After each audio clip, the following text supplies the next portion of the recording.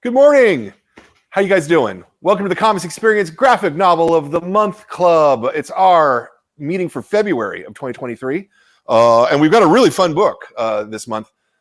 It's Unfamiliar. And we've got Haley Newsome right there. Hello, Haley. Hi. How are you doing today? I'm doing pretty well. How about yourself? I'm great. We're about to talk about comics, so there's nothing I like better in the world. So I start and end with the same questions because I like the bookend of it. The first question is, why comics? Of all the things you could be doing in the world, what is it about comics that you were like, that's the thing I got to do? Well, firstly, I mean, I guess this is like terribly obvious, but when I was little, I just was obsessed with them, like strip comics, like Calvin and Hobbes and Garfield and stuff. Like I just really, really loved them.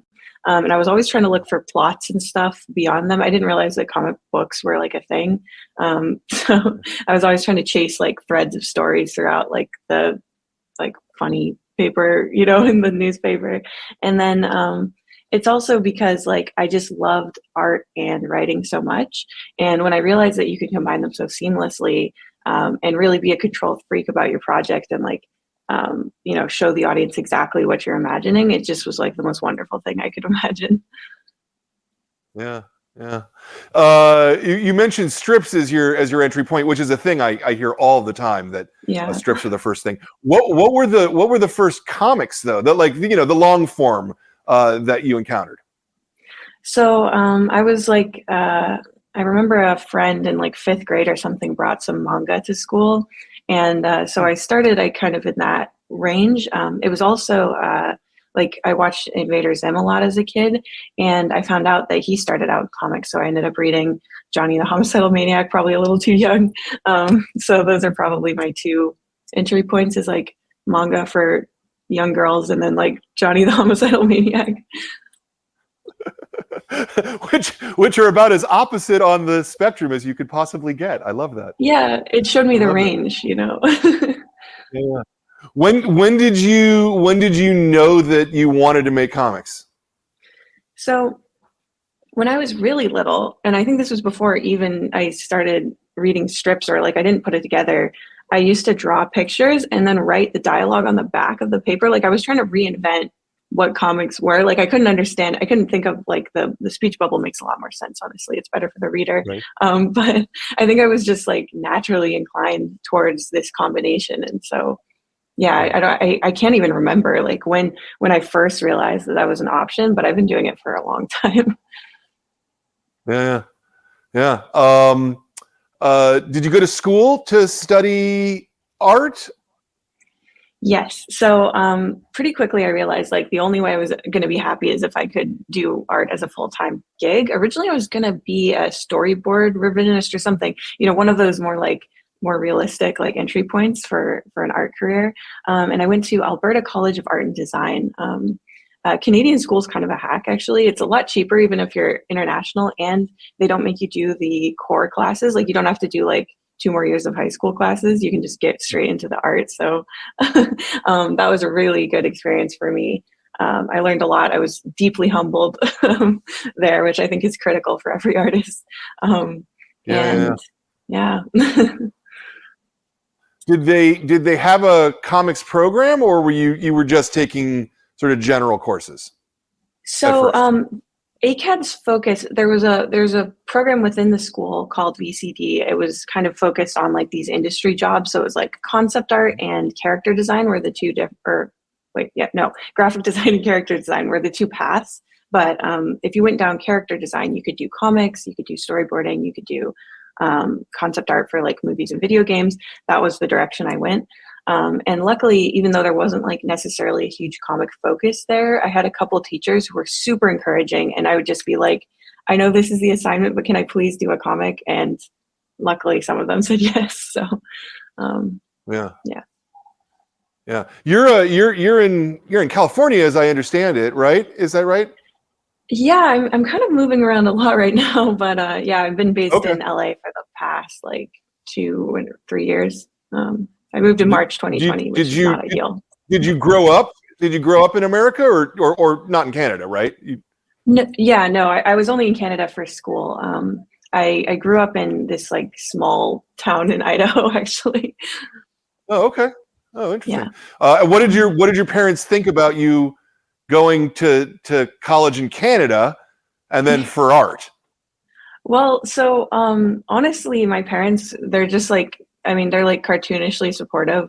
And Oh, I nice. was basically just talking to them, as a high schooler, just being like, okay, I don't want to do a bunch more high school stuff. Like, I'm desperate to get into art and like hone my skills and get better because I'm like, I want to be able to do this as my job. Um, and they were just trying to like basically help me and figure out what I could do. And my mom's actually the one who took me to Canada for us to look around there. We looked at Capilano, we looked at a couple other Canadian schools, but ACAD just like the tour just left a huge impact on me. Like they had like a forge and they had like a hallway where you could just do as much graffiti as you want. Like it was like this very creative place and I knew I wanted to go there. But yeah, my parents are great. Nice, nice, nice. Gotta love that. Yeah. I have to assume that they're happy with your success in comics. Yeah, a little bit. Every a lot of the time they find themselves in bookstores casually bringing up that this book is their daughter made and stuff. It's very sweet. That's very cool. That's very cool. Well, where did the idea for Unfamiliar come from? So I think I think it was actually like I was at a bit of a pain point in school. Like I like to focus on the positive aspect, but there was a period where I was having issues with one particular teacher and also just like struggling to like find my place at school, especially in the early years. You don't get a lot of like freedom to express yourself. It's a lot of just like study, study, study, lecturing and really technical stuff. And I was starting to feel like I didn't like drawing anymore because it was so there was no time to do personal stuff. I didn't feel like I had time for my sketchbook, which is like that was like my main coping mechanism as like a young person was just drawing. And it was weird for it to turn into this almost like mathematical thing. Like I understand why, but yeah, I basically I was doodling one day in the summer between 2 years, and I was feeling pretty concerned. I had just been like rejected from a bunch of internships and stuff, and I was like, oh no, like this is not going the way that I expected it to. And they kind of were just like they were like these comfort characters to me, and stories sort of just naturally unfolded. The core of Unfamiliar is kind of feeling like your ability is not enough. And I think that that's like a painfully obvious parallel for how I was feeling that summer. Sure, sure. Did you still at that point, did you think you were going to go into storyboarding or whatever professionally? Yeah, Or well, at that point were you like comics, I am making comics? so I was thinking, like storyboarding was like my realistic plan. And because I didn't get those internships, I was like, oh, well, maybe it's not that realistic. Maybe I should just go for what I actually want to do. Because this like halfway point of like trying to be like safe, I mean, it's still incredibly hard to do. So like, why not just go, straight for it, I guess. Sure, sure, sure. Um, so Unfamiliar is a web comic on Tapas. Did it started at Tapas or did it start somewhere else? So yeah, it started at Tapas. It was called Tapastic at the time, I remember. And I used to host on Smack Jeeves, but that it fell apart. I think before Unfamiliar. But that yeah, I was just frantically looking for like some sort of legitimate hosting site because the one I had been using just like fell off the internet. Mm-hmm, mm-hmm. What was the initial reaction? Did it blow up fast or did it take a while to build? So it was kind of shocking. I was definitely like, as I was working on it, I really didn't think anyone was going to read it. I think that's very common when you're working on something alone. You just don't know how people are going to react. But the first couple pages I put up, the editor at Tapas like contacted me like the first couple pages, and that was one of the great things, especially at the time about Tapas, was that they were extremely like they were always looking for up and comers and new people to like support and promote on the website. So yeah, he basically contacted me and was like, hey, can you put these 5 pages into one episode and then we'll feature it. on the front page, and I was just like, that was when I was like, okay, this is serious. Like, I need to take this seriously. Like, this could be an opportunity for me. And like, after that, the YouTube started to pop off, and like, you know, they worked symbiotically, and it was just great. But yeah, it was a really good response right off the bat. So that was really lucky. Yeah, you've really managed to make social media work for you in a way that's really, really, really rare for comics people. You've got, as I recall, something like 300,000 people on Instagram. You've got 1.2 million, I want to say, on YouTube. At least that's what, when I looked it up. It may be a bit bigger by now. What do you attribute that to? So I think it's because I grew up on the internet, and like, I think I pretty quickly realized, again, this was like, you know, the whole time I was in high school and like through college, I was just desperately trying to figure like, okay, how do I make this work? Like, I know that it's hard to be a professional artist. Like, I was looking for any opportunity. And I pretty quickly realized, especially with like the golden age of YouTube, I was like, okay, there's a bunch of niches that aren't being served. Like the speed drawing content and stuff on there, I feel like it's a little boring. It's a little too specific to artists only. And so I just basically was like, I think I know something that's missing here that like I would have liked to see when I was younger and learning how to draw and stuff like that. So yeah, I knew that like any way you can get eyes on your work is, you know, it's critical, right? So yeah, I don't know. I saw the potential at a good time, and I think I got in at the right time, and I think that's really what's helped me keep momentum up. Yeah, no, because it's tricky. I mean, obviously, I'm a 50-something-year-old man. It's a little different for me, but Yeah. you know, we try to build our presence, and it doesn't. You know, and mostly it doesn't happen.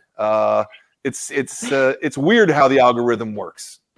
Yes, and it only gets trickier. I mean, the more accessible that content creation becomes for everybody, the more you have to stand out, the more you have to do something special and weird, and keep trying over and over until you get your chance, you know? Yeah. How do you feel about the book? And this is maybe a weirdly phrased question, but how do you feel about the book existing as a physical book now, given that you started off as web? It was all sort of intangible at a certain point. Yeah, no. So, I mean, all of my work has been like JPEGs and MP4 files for like years. And, you know, I mean, of course, like all the comments and the kind words and stuff, like that means the world to me. But there really is something about holding your work.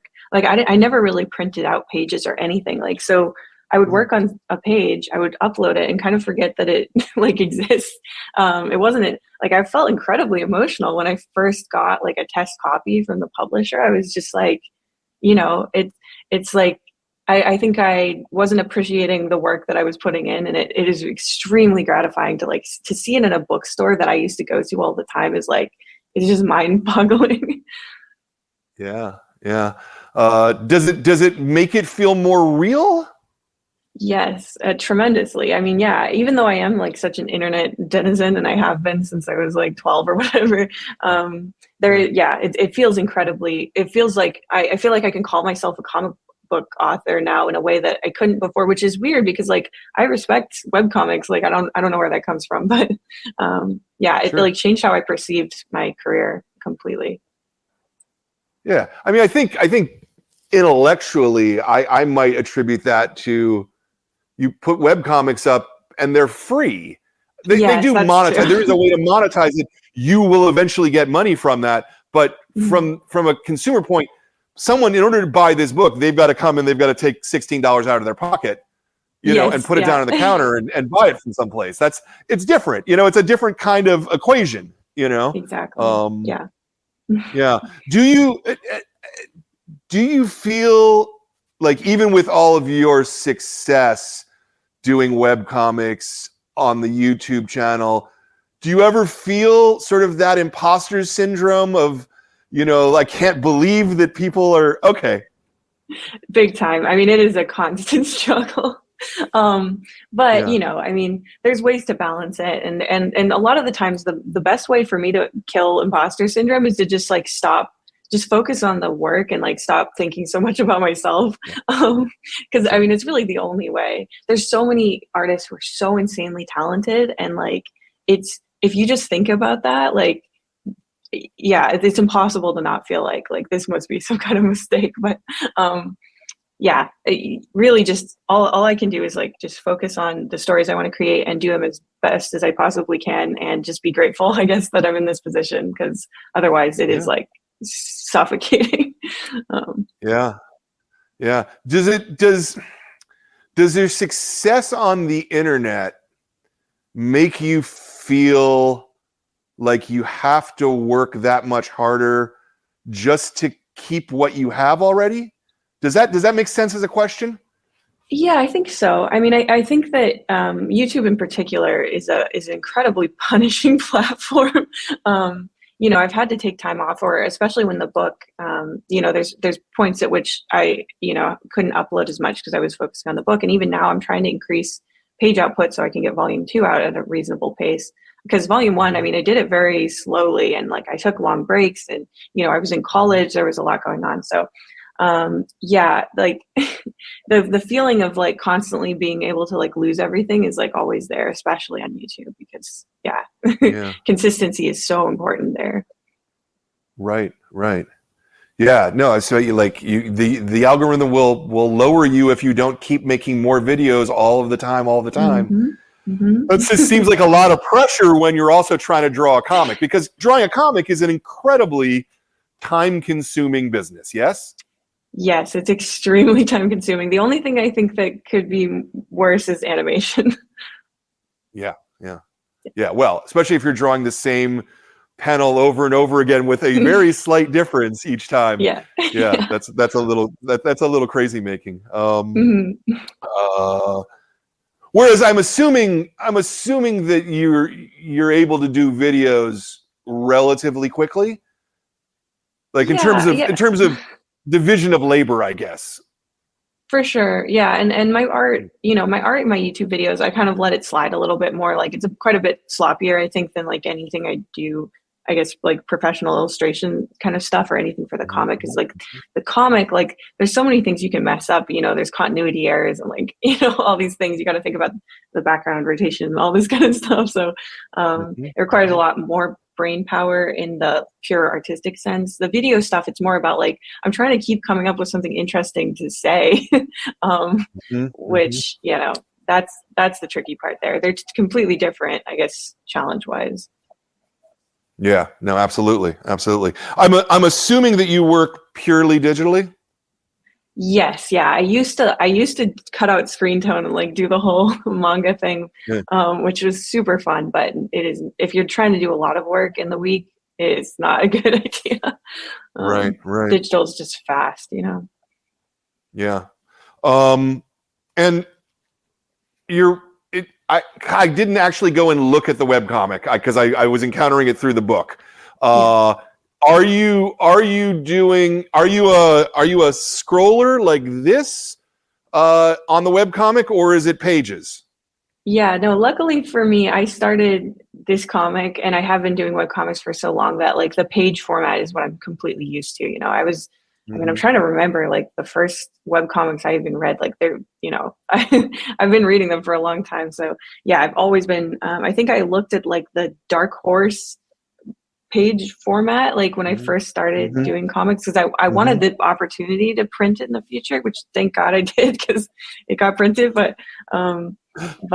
yeah, I don't do the scroll, and I don't think I would ever adapt that format, just because even though it is much better like to read online, I just I always want the opportunity to turn it into a book, and having to reformat it, just like, I don't know, like I don't like that idea.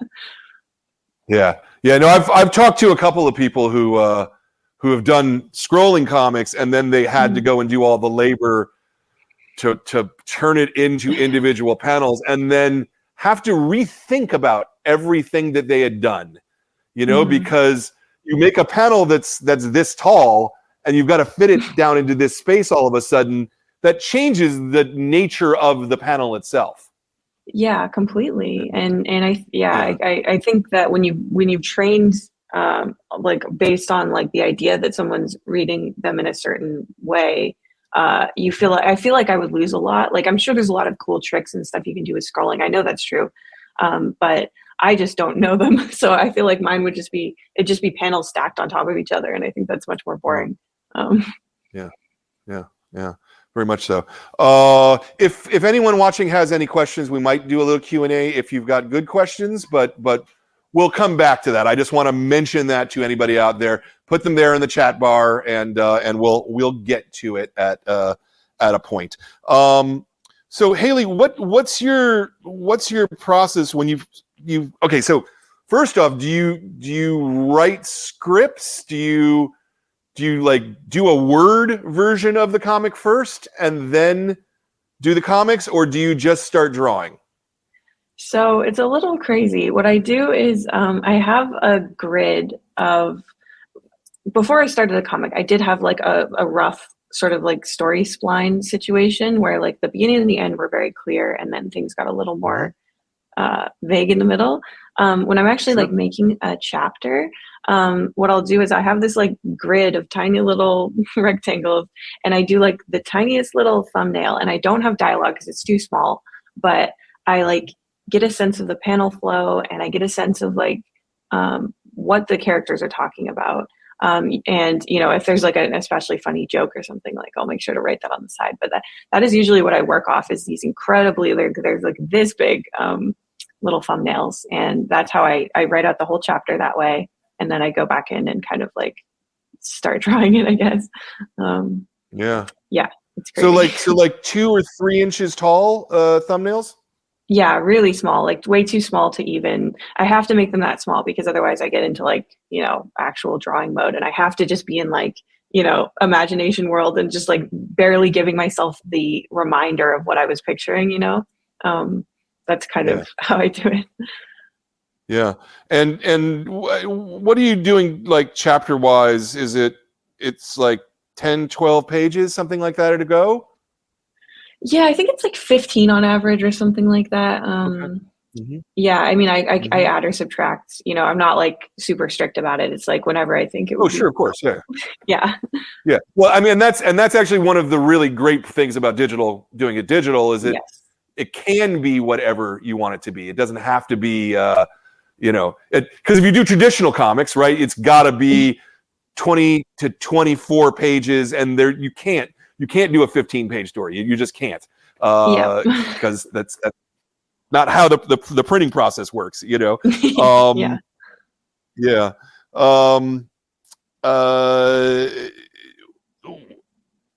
Are you so normally I talk to artists who are working first for print, and so they're very, very conscious of like page turns, right? That every other page has to be the page that gets you to move. But that's not necessarily how it works with digital comics. How do you think about it when you're sort of the conceptualization stage? Yeah, so this changes it a lot, actually. I've realized now that it's in print. The way I was thinking about it really was just like, I mean, I was thinking about it as people would receive it. And the biggest focus for me was actually like thinking about like, okay, they've waited like a week or, you know, whatever for this page, and they're going to have to wait again. So the comic turned out very fast paced, I feel like, because I always wanted to give them something, you know, like a little something. I didn't want to have these like long, like, you know, Ghibli-esque pauses or anything like that, because I always wanted a little joke or something, a little hint to something every single page. And I think if I was originally working for print, I think I would have a lot more like pausing and like, you know, setup kind of stuff, which I think in my next project I might try to like slow down a little bit. But yeah, that was something that really changed the story for me because of this fear of like not giving people a satisfying enough page to wait for. Yeah. So what you're saying is that you're essentially putting your page turn on every single page. Yes, exactly. Yeah.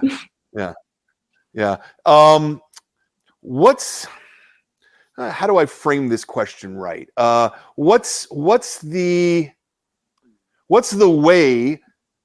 right way to set up a page so that you end up with your page turn at the end of each page? Does that make sense as a question? I think so. I mean, So yeah, try it like and we'll see. okay. I mean, I guess the way to do it is just, I mean, yeah, putting yourself in the audience's shoes and just trying to like imagine what they're wondering or imagine what they want to see. I mean, that's at the core of like a lot of the way that I approach everything that I make. I think like if I was here seeing this page and this was all I gave, like what would I want to be in there? Um, but it also comes from my own natural, I guess, impatience and like desire to get to certain things, which I think is maybe a little bit, a little bit immature. But yeah, I mean, I'm not sure if that really answers your question.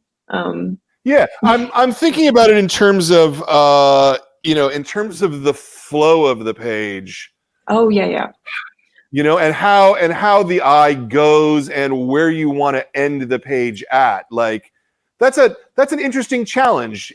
For every page, it's got to be a challenge still. Yeah.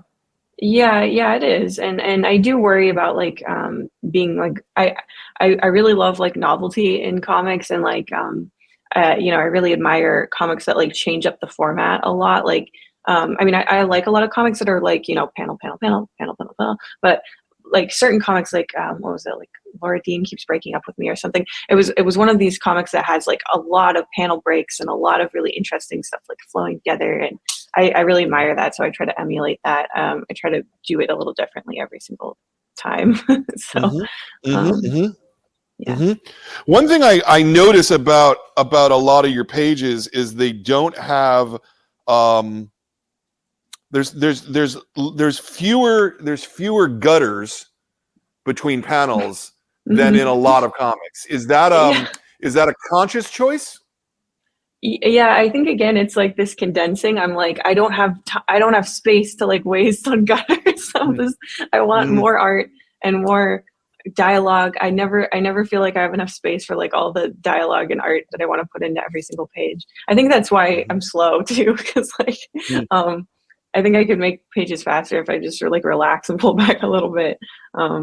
But yeah, it's not a super conscious choice. I don't think I ever looked up what like standard gutters were, which is probably bad. But I don't know that there is a standard. I mean, that's the great thing about comics is that it's its own language, and we're making up that language as we go along. Yes. In a way, gutters are like punctuation, but you don't have to follow the rules necessarily to make comics. Yes. It's one of the things I love about comics, in fact. It's true. It's like one of the best parts. Yeah.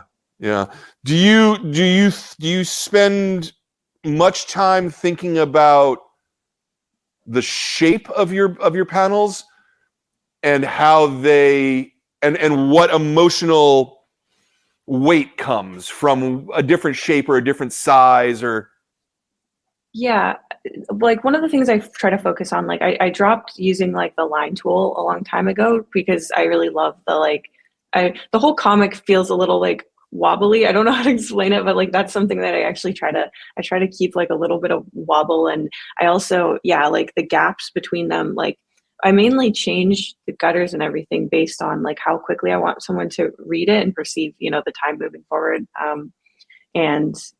So I try to change things up, especially when the characters are in like a scary situation or they're like not sure of something. I'm trying to like tilt them and like do things that feel a little bit less grounded and a little it makes it a little more stressful, I feel like for the reader. So I'm always trying to get them in the headspace of the character. So sure.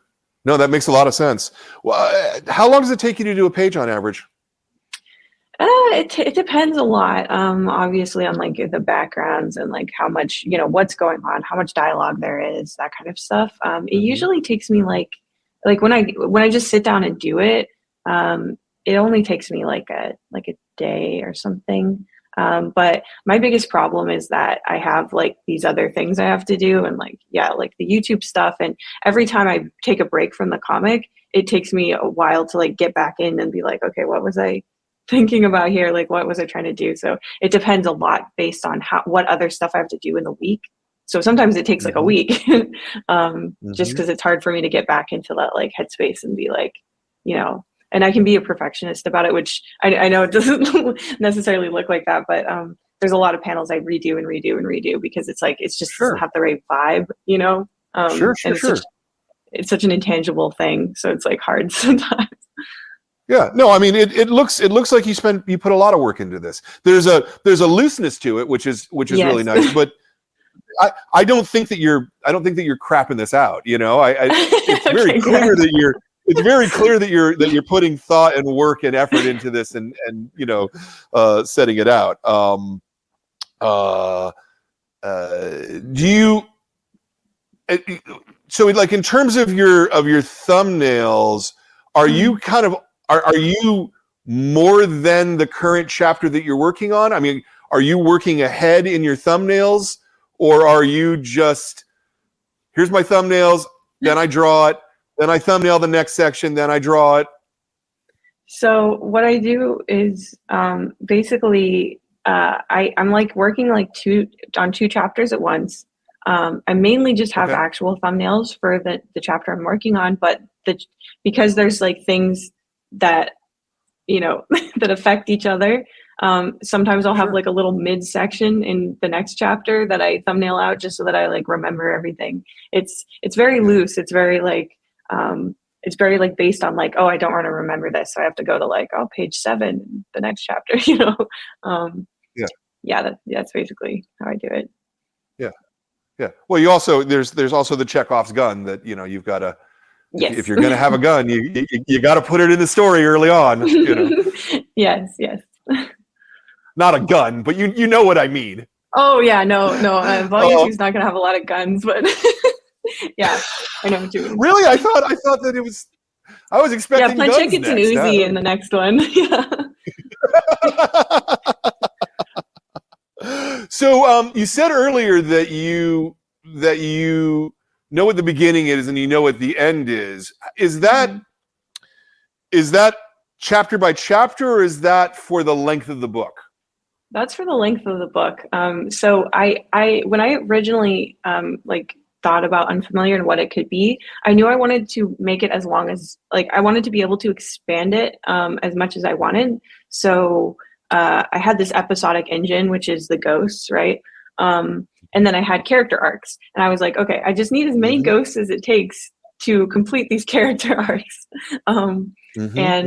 So that's basically how I did it. So I was like, I need to know the ending, because otherwise I'm going to write myself in a corner like I always used to when I was 14 and making like comics about misunderstood demons. So I needed to know, you know, where I was going, but I did not want to like completely fill out the middle, because I wanted that freedom to like expand things. And I'm really glad I did, because there's a lot of character development that I think I didn't realize how long it would take, or I wanted to get deeper into it. And I think if I had completely like scripted the whole thing out, I would have been more resistant to that like expansion. Are there things about the character and the story that have changed because of this process? Yeah, definitely. I mean, I think originally when I was working on this story, like a lot of the ensemble characters were just not going to be as big of a deal.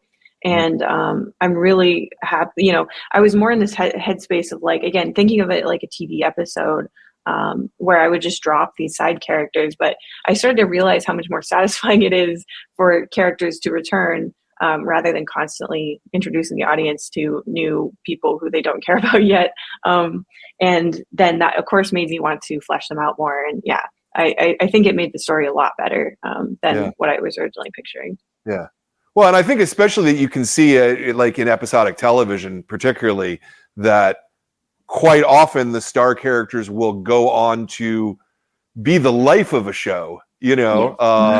To think of a really obvious example, and this is way before your time, so maybe it won't be an obvious example to you, but I'm thinking like Happy Days, right? Like Happy Days was originally about this, you know, 1950s family, and they were a family, and then Fonzie came along and just took over the show. Everybody wanted to see, hey, the Fonz, you know, and that changed like the very nature of the show ultimately. Yeah, exactly. Yeah. I know that there's going to be a second book. Is that, does it end there? Do you think you're going to keep going?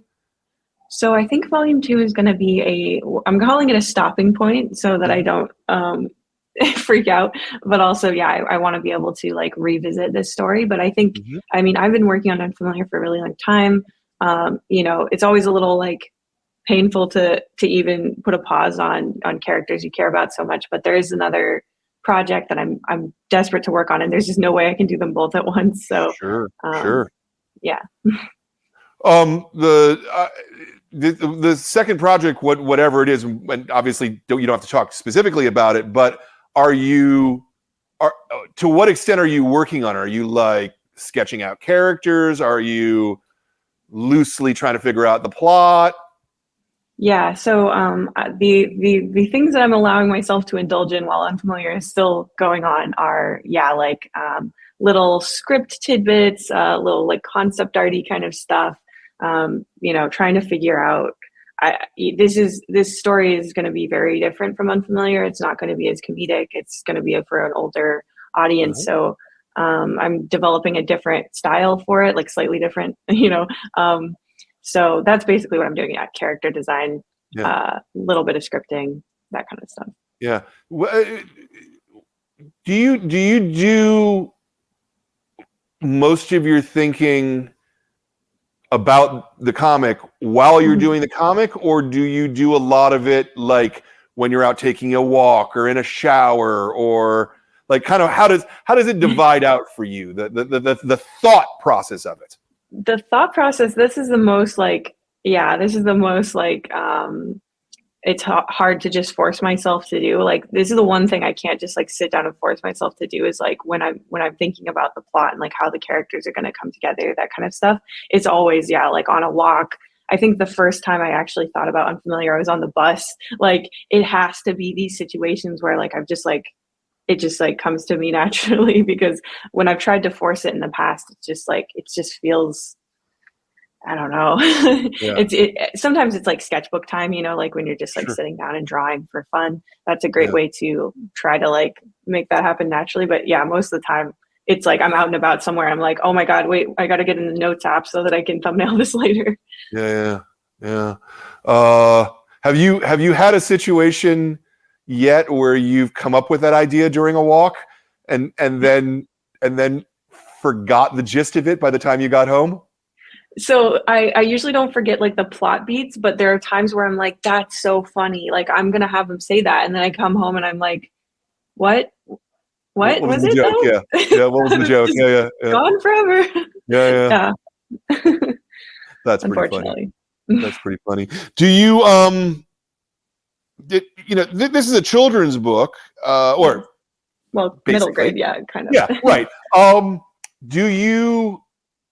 Have you ever reached a point in the story where you thought, oh, I should be more grim or more adult or more, or is the tone like work all the time? Does that make sense as a question? I don't know if that makes sense as a question. No, I think I know what you're saying. Honestly, it's usually the opposite. Like, so far, my experience, especially like working with other people now, it's like, I'm like, oh yeah, why can't I add this aspect? It's like, well, you can, but like, your audience is kind of young sometimes. I mean, technically I think it's labeled as like YA, which is interesting, but it appeals to a pretty broad range. So I think that because I grew up with relatively grim media as a kid, like, I usually want to push it farther, and am trying, I pull back a little bit now, but I just feel like I, as a child, was so comforted by stuff that would like actually talk about like death and like, the scarier aspects of the world, because like children are aware of all these things, and like dancing around them, I feel like just makes it worse, but very, very much so. To the point where I actually think that children can handle a lot more than we as adults want to give them, because we're afraid, oh no, we'll ruin their innocence. Yeah, no, we won't though, because they live in a world and the world has rough stuff sometimes, and talking about it and giving them the tools to be able to emotionally deal with that is never a bad idea, you know? Exactly. That's exactly how I feel about it. Yeah, yeah. Do you, I mean, obviously you're very in contact with your readership. Mm-hmm. Are there readers who have grown up as you've been doing the comics at this point?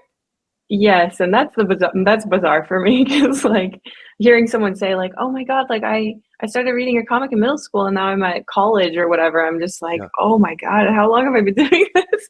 yeah. But it's wonderful. I mean, I feel so happy because that was me. Like I had artists like that where I was just like, it hit me at an important time in my life and it changed the trajectory of my entire like path. And to be on the other side of that, I'm just like, oh man, I could not feel like luckier in those scenarios, you know? Yeah, yeah, that's pretty fantastic. That really is. Hmm.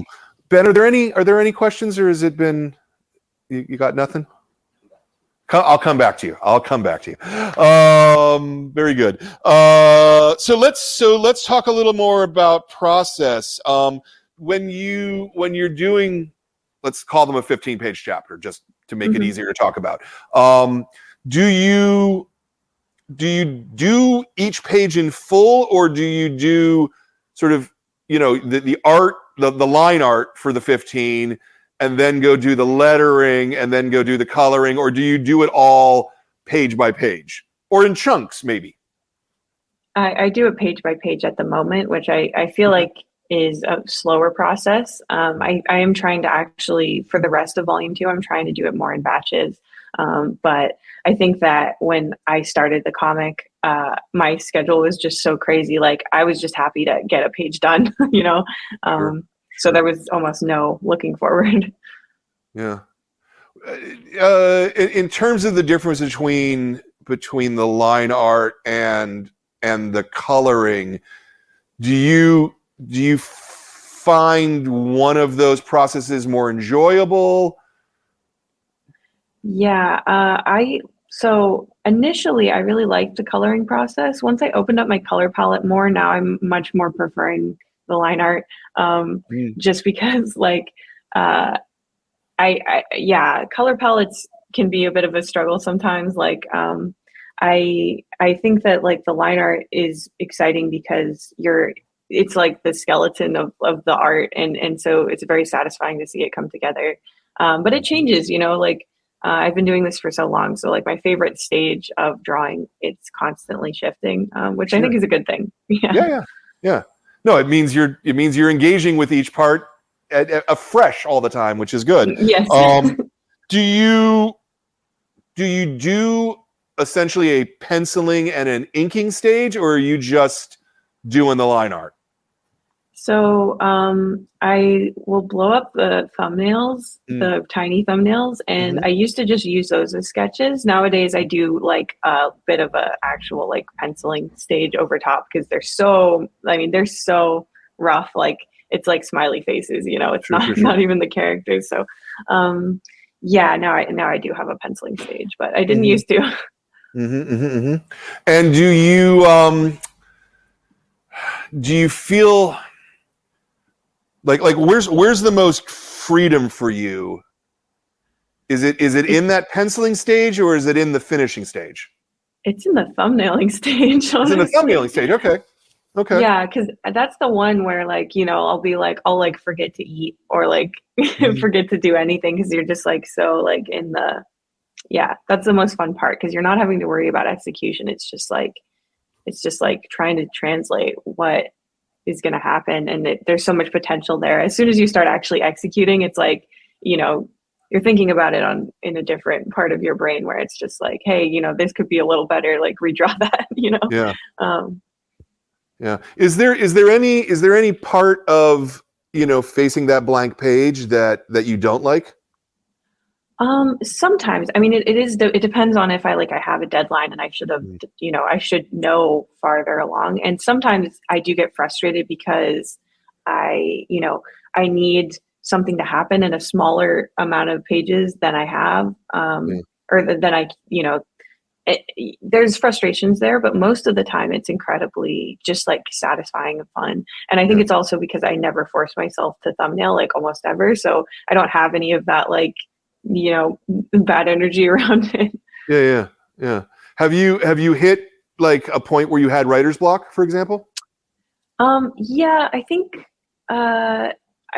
more than writer's block, I have artist block more, I would say. I have more issues where like some weeks I just feel like I can't draw. Right. And that's frustrating. But I think because I've spent so much time with these characters and I've thought about them so much, and, you know, I'm thinking about them on walks and stuff, like Sure. I feel like I almost never don't know how they'll react to a situation. So it's just about coming up with the right situation, and then it's very natural. Yeah. You mentioned earlier that there's an editor at Tapas. What is an editor's relationship to you there? Are they doing, like, traditionally an editor is going to look at your script, but it would be thumbnails in your case, and then go, yeah, maybe you should change this. Like, are you getting those notes ahead of time, or is it happening a little more later in the process? So it actually, I guess, I mean, I believe that was his title at the time, but I think it would be more accurate to call him like a curator or something. Like what he was really doing, at least as far as I don't know the full range of what his job was, but he didn't tell me at least anything, like, to change anything other than putting my pages in one episode. Right. And yeah, it was more about I think like finding people and populating the front page with interesting up and coming comics and supporting the artists and getting them in the creator program, all that kind of stuff. But for Unfamiliar, I've had zero editorial like assistance in that way. Do you think as a young creator that's good or bad or neutral as well? I think it's very webcomic-y. I think that, I think that, I don't know. Yeah, I don't know how Unfamiliar, I'm sure Unfamiliar would be very different if I had another hand, you know, guiding me. It was such a personal project. Like, I just, you know, a lot of that early stuff was me just like, sort of even subconsciously just working out everything I was going through. And if I was thinking about it more in like this like industry way of like, you know, what is the most entertaining, best way to tell this story, it would be completely different. So I think it's neutral. I'm glad that there's a space where people can just be like sloppy, like emotional artists, but I'm also glad that editors exist to make really polished content. I'm trying to find a middle ground, honestly, at this point in my career. Yeah. Do you think that your next project will be that same kind of webcomic approach, or do you think you'll be a little more formal? I really hope to find a middle ground. I'm one of those people, I think, who never really loved a group project, but I do think that I would be open to having, you know, a bit more of a team rather than being completely on my own. So I'll have to see. There's, you know, I've talked to people about it before in more of like an editorial capacity. So it depends on how I move forward with it. But at this point, I don't really know, because I'm just trying to get through Unfamiliar and then really. No, I understand. I was just trying to feel it out, you know, for the you know, if a way makes sense to work, then you should work that way. And, you know, but I also am curious if you've thought about the other ways, you know, because, you know, in the much more traditional way, what you do is you pitch a publisher on an idea and then they say yes or no, you know, which is very, very, very, very different than doing webcomics where you just do them and see what happens, you know? No, I mean, to be clear, like, I think that a bit more structure would be better for my next project, especially because it's less comedic, especially because it's more serious. I am like hoping to get more in that sort of situation, and definitely not be so isolated as I develop it, because unfamiliar was like a secret, you know, like it was something that I didn't show the world until there was already like a chapter done. So sure, yeah. sure. No, that makes a lot of sense. That makes a lot of sense. How about your lettering? I'm assuming that this is a font based on your handwriting. Yep. You're not. Yeah, So you're not hand lettering it. You're. Okay. No. Look at horror on your face. No. Oh my God. Okay, my handwriting is not is not legible. So like I had to make a font. But yeah, I mean that's one of my top recommendations for new artists. Like if you make a font of your handwriting, it's quick and it looks great with your art automatically, and it's just it's the best. Yeah. I especially like your font because your font looks handwritten, whereas you know, a lot of times I'm sure you can think of examples where you see a computerized font and it's very obviously a commercial font, you know, rather than you know, a good hand lettered font in comics looks dirty, looks a little messy. It looks has some grit to it, you know, which is I like it quite a bit. Thank you. Yeah, I mean that little grit is like it's at the core of the aesthetic. So yeah, the same thing with the bubbles. Like one of my ultimate comic pet peeves is like a perfectly like a shaped tool bubble. I'm like I don't like it. I want it to be like wobbly. Yeah. So you're drawing your balloons then? Yeah. Are you just like from a mechanical point of view, are you doing the lettering and then drawing the balloon around it, or are you drawing the balloon and then fitting the lettering in it? So I did it the other way for a long time, now so I have my thumbnail, I do the panels, then I type in all the text that bubbles around, and then that way I can move the sketch around to make sure that, you know, it's not crowding. But yeah, I used to draw the bubbles first based on what I assumed would be the right amount of space. Sure. Which I do not recommend that. Yeah, no, like I said, everybody does it a little bit differently. Yeah. It you know, and in sort of traditional comic book making, you know, what like Marvel and DC, the artist will draw everything, and then a different person is the letterer, and will like cover up the art. You know, I know. I can't. I like that would freak me out because it's like I need to know how it's gonna look at the end before I draw anything, really. Like, I mean, yeah, that like structure of the panels and the bubbles, like I need them because otherwise I don't know, you know, is it going to be squished up against their face? Like that's that would stress me out, I think. Yeah. No, well, it's, you know, it's a great deal of fun, and I think you're a very talented cartoonist. Oh, thank you. I just want you to know that, you know. So yeah. When you play with space on a page where I'm randomly picking out a page there, sort of like that one there where the camera is outside of the frame, or at the bottom the frames are overlapping. Is that intentional ahead of time? Is that, I need to squeeze something to fit it in better? Do you know what I mean? Yeah, I mean, so some of the volume 1 stuff, it was so long ago, I can't really recall, but I think in general, it's intentional. I mean, I'm working digitally, so if I really need more space, I'll just like lasso tool, you know, resize things, whatever. So generally, like if something's overlapping, it's because I either think it will look cool, or, you know, I read something in Understanding Comics at one point that leads me to believe that I should do that. So yeah. Do you read a lot of comics? I love comics. Yeah, you know, I'm reading a bit more like novels lately. I usually like sort of switch on and off, Sure. but I mean, I absolutely adore them, and they're very inspiring. The most recent series that I got super into was Girl from the Other Side, which I think is like, I mean, Jesus, the inking in that is like, it just blows my mind. Yeah. Yeah. Yeah. No, that's a very beautiful book. Mm-hmm. Do you mostly read manga, or are you reading a fair amount of European and American comics as well?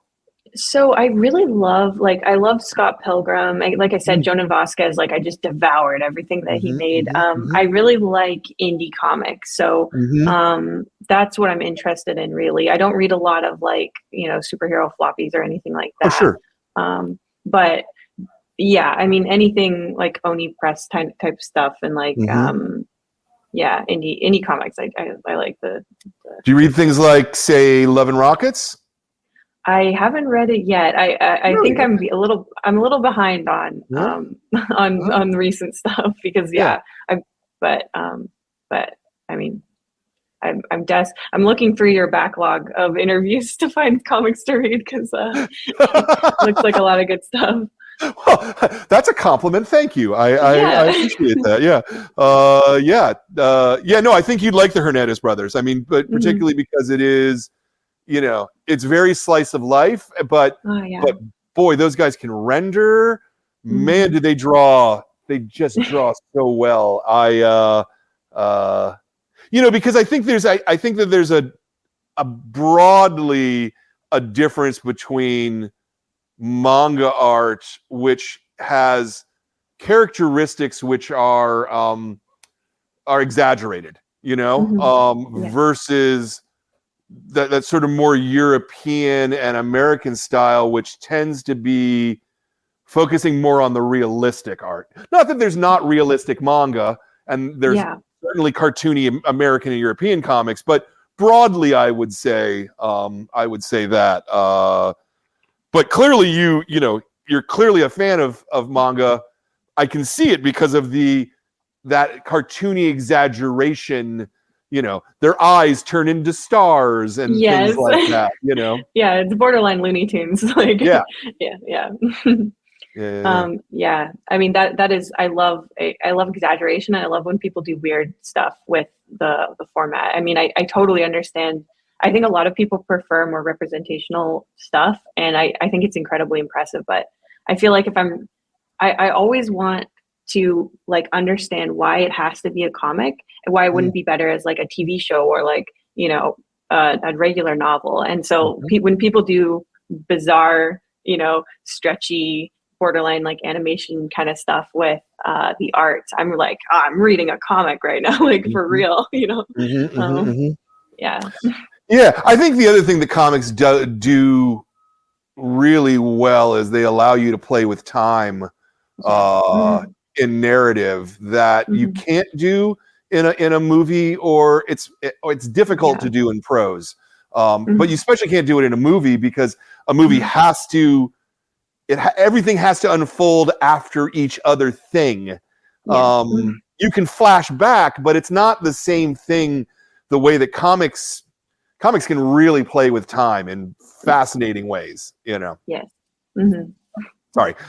No, yeah, it's true. You're absolutely right. I went into lecture mode. I shouldn't do that. I shouldn't do that. Okay, so have you tried working with other people? Not too much, mostly in school. I mean, I have been just working mainly on Unfamiliar and YouTube for since I graduated, and even a little bit before. So I would be excited to try. I'm currently, I have someone helping me with the flatting right now for the end of volume 2, which has been a really good experience. Like, so I'm open to working with people in the future. Yeah. I would love to, like, one time see you draw somebody else's story, you know? I would love to do that too. Just to see what might happen, right? You know, like, yeah. It's a different set of muscles, you know? For sure. And I did do, I mean, most of my assignments in school were like that. It was like, you know, here's what you have to draw. Like, this is, you know, it's based on like because it was a Canadian school, there was a lot of like, here's Yukon poetry that you're gonna have to turn into an illustration. Right. So I'm totally open to that. I mean, I definitely in the future hope that fewer of the jobs are on my plate sometimes, just so that I can do more. But yeah, I don't know. Who knows? Who knows what the future will hold? Yeah, I mean, I wonder if with the way that you've specifically structured your career and your social media, like I don't know if you can pull back from that, right? That's the tough part, right? Like it's hard to get off this ride, you know? Yeah. Unless you're off forever, especially with YouTube. Yeah. That's a weird, not a set of handcuffs. Obviously, it's not a set of handcuffs because it moves your career forward, but it's an interesting place to be in. And I think you're the only person that I've spoken to who's has that much of a, you know, as a part of your process, you know? So I would love to ask you about that again in like 10 years from now to see like how much you think how much has it changed over the last 5 years, let's say? I mean, it's changed tremendously. Like, you know, I mean, social media and content creation is constantly shifting. And that's one of the things that makes it so hard, because people's appetites for things change. The algorithms switch from views to watch time. So like now people who take a long time, like all my videos, you know, I put hours and hours of footage in and I have to shrink it down to 10 minutes. That's that's my format. So, you know, you're constantly having to adjust. But I mean, the thing that's stayed consistent is that it's always valuable to have that audience, especially when you have a book coming out or something like that. And stuff. So yeah, it's changed tremendously. The whole energy of the audience is different now. So yeah, it's If I can, and you can totally say I don't want to answer this question, but I am super curious in terms of the comics work. Are you getting most of your money from the comics and the money that Tapas is paying you from the advertising, or are you getting more money from YouTube? So it's, I haven't gotten my first like payment from Unfamiliar yet from the printing, but I suspect that it's going to continue to be mainly YouTube. YouTube has been my supporting, like the thing that's really been my income for a long time. And you know, I feel like comic creators are, you know, generally it's a little bit less lucrative than some other fields, and social media is like to put it lightly, to put it mildly, social media is the opposite. Like, I mean, if you ever hear someone with millions of subscribers saying that, you know, they're not making ends meet, like be very suspicious of that, because it's a bit of an overpaid industry, I feel like. So yeah, it's by far the majority is YouTube. Interesting, though. It's funny because I know that I view you, and I think that you view yourself as a comic book person first. Yes. As opposed to a social media person first, right? Yes. Yeah. No, I mean, I feel like that is, YouTube has always been supplementing my comics career rather than the other way around, just because I love storytelling, and I can't do that as much on YouTube. But I mean, it's not that I don't love making videos and everything too. But that also seems like a much more emotionally healthy place to live. You know? Because when you're living, when you're full, like I'm a YouTuber mode, like every video, every, you know, analytics, every change in the algorithm, you're just like tortured. It's like horrible. So yeah, it's much better to be focusing on, you know, the projects that you really love. And and that keeps me going on YouTube too, because then I have like a feeling of self-worth in my career beyond how, you know, every video does. Just out of curiosity, do you have any feelings about sort of the nature of digital creation, whereas the people on the top, as you noted, make a ton of money, and the people on the bottom make nothing. Yeah. And when I say nothing, I mean literally nothing. Yeah. A lot of people will make content, make hours and hours and hours of videos, and never receive a penny for it. Yes. Is that a hard thing to deal with, or do you just go, that's the way of the world?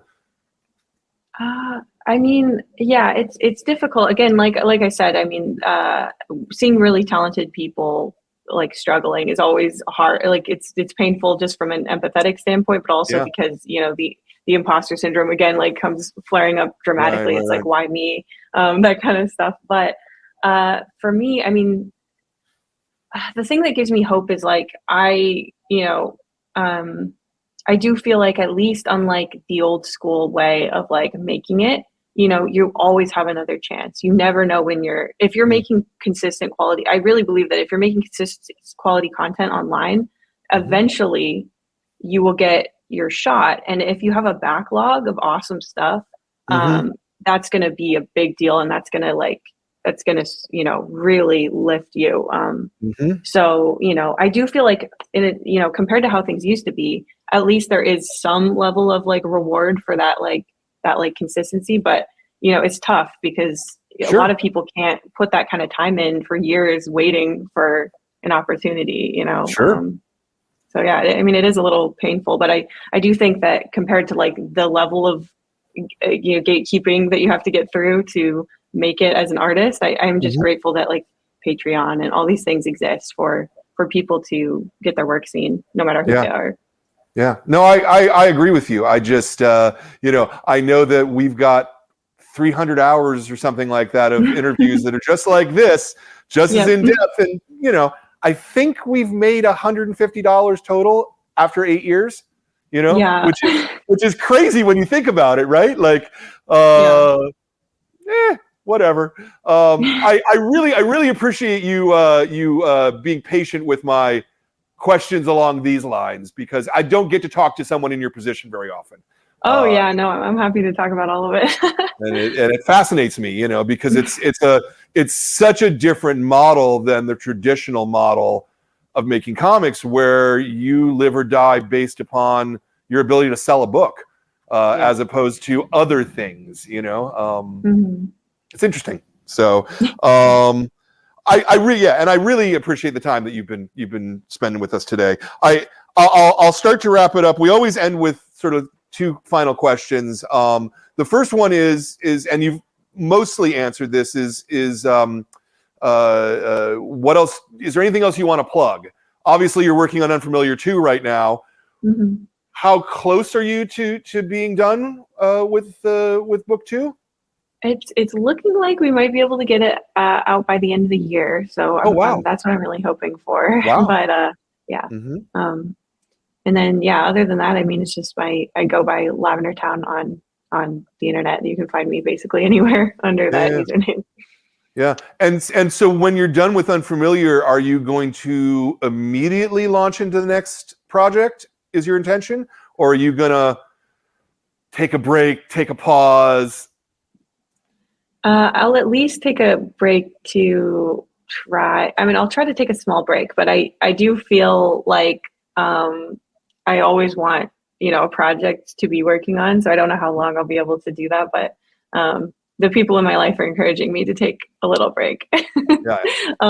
Especially because like, I can't take a break from YouTube. So this is like the break this is the break I get, you know? So, but you know, I'm already working on things for the next project. So I don't know. It depends. It depends on how I'm feeling about it.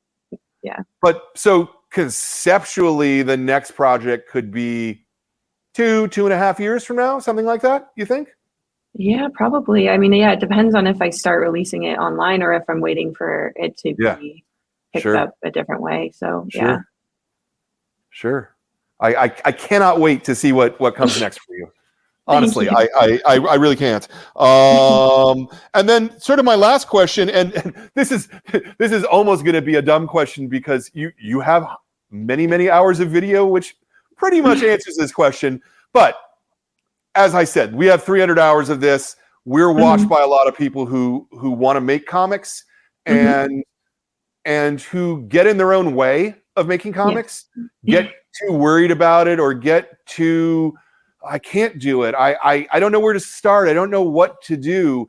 So if you could sort of summarize your best advice for one of those people, someone who does have talent and does have ideas, but doesn't have the confidence in their ability to execute them, what would you say to that person to help them make comics better?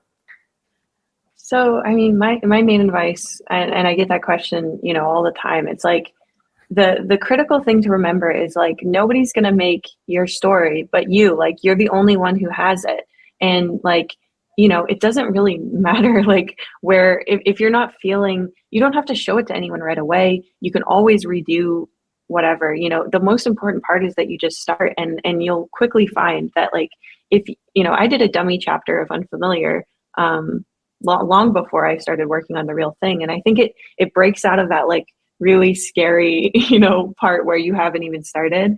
I highly recommend that anybody, if you have a story that you want to tell, like you have to let it give it a chance, and know that like if you're not happy with it, you don't have to show it to anybody, but you always have the opportunity to try again. The only thing that'll kill it forever is if you never try. So yeah. Just do it, basically. I know, and that's so painful. I mean, I got that advice. I got that advice so much, and I was like, no, but like it really helps. Yeah. Do you think you would have made comics professionally if it hadn't been for the webcomics? I don't know. I mean, I think it's incredibly hard. Like, I feel like you have to know people or get lucky or, show up at, I guess they have portfolio reviews and stuff. But I think and they told us this all the time in school. They were like, you have to go through your paces to be able to tell your own story. That's why I was doing the whole storyboard revisionist thing. So they were like, okay, here's the path. If you want to do it, you become a storyboard revisionist, then you become a full-on storyboarder, and then you go up the chain, and then eventually when you're however old, maybe you'll get a chance to make something that you wrote. But yeah, I think that the internet has allowed people to sort of skip ahead, and if you have a story that people can connect with, you can just go straight there and not be waiting and begging someone up above you to give you a chance. Yeah, very good. Well, I want to thank you for your time today. It's been a great interview. I've had a ton of fun. I hope you have too. Me too. Yes. Talking about comics. Let me do a little bit of housekeeping. We're gonna put me on a one, and I'll come back to you in a second, Haley. So I wanna thank everybody for watching the show today. If you're sitting at home and you are looking for a comic to read, plenty of people are still sitting at home, and comics are the best thing to read. I could thoroughly recommend you read Unfamiliar. It's a great book. If you were to happen to buy it from us, you'll also get a cool bookmark, two-sided bookmark that Haley made. That I don't know how many stores ended up getting these. I mean, this is not exclusive to us or anything, but we will send you a bookmark as well. So that's pretty cool. So do that. Buy a copy from us, because that's how we keep this going. I want to do a couple of thanks. I want to thank, first and foremost, I want to thank my staff, KATT, Katie, Zoe, for running the store and letting me have the opportunity to find the time to sit and talk to cartoonists about making comics. Because if I had to do all of the work that they do, there's not a chance that I could possibly be doing this too. I want to thank Jordan, our producer, for doing all the backstage stuff that none of you ever see. I want to thank Ben for running the camera, running the show today. I want to thank all of the members of the club. Every single month we pick a brand new book. This is the kids club. We also have an adults club. So depending on what kind of flavor you want, we always pick original ideas. We never give you garbage. And we really love comics, and we want you to love them too. So join the club, and that'll help you get good comics. The adult clubs all come signed with exclusive book plates. The kids club comes with buttons and stickers and stuff that we make, which are pretty cool. So join. Think about it at least. And finally, I want to thank everybody who makes comics. because literally I would not have this job if other people weren't making comics. And that means I especially want to thank Haley right there.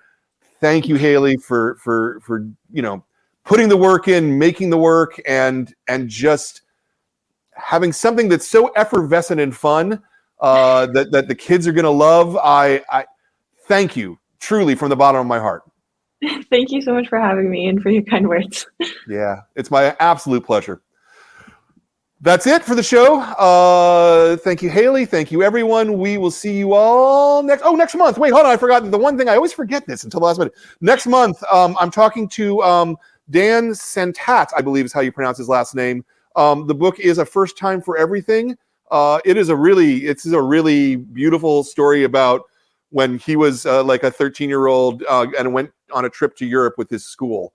And it's great. It's really, really a great book, and you're going to love this book too. So look for that about a month from now, and we'll see you then.